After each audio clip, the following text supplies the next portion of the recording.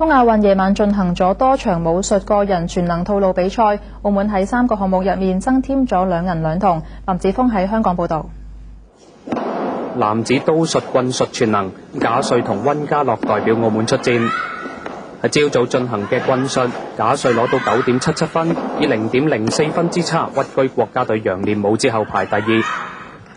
嚟到夜晚上演嘅刀術，賈瑞依然有唔錯嘅表現㗎，得到9.78分，但始終唔夠楊練武高。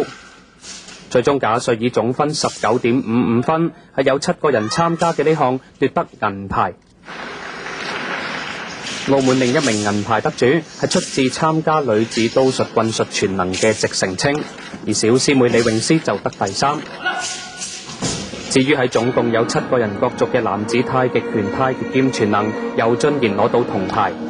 佢喺2項嘅得分同樣係9.73，總成績19.46分。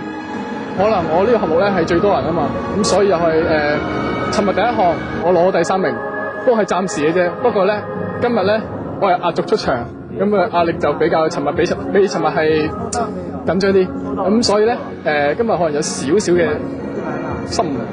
但係都未止，我覺得今次嘅比賽係我3年以嚟，我習武已經係14年啦。咁係我由06年到依家，我已經冇攞過獎啦。我第一次喺國際賽事上面能夠為澳門特區爭光，我好開心。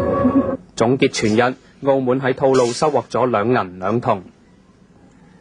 澳門電視台記者林子峰喺香港報導。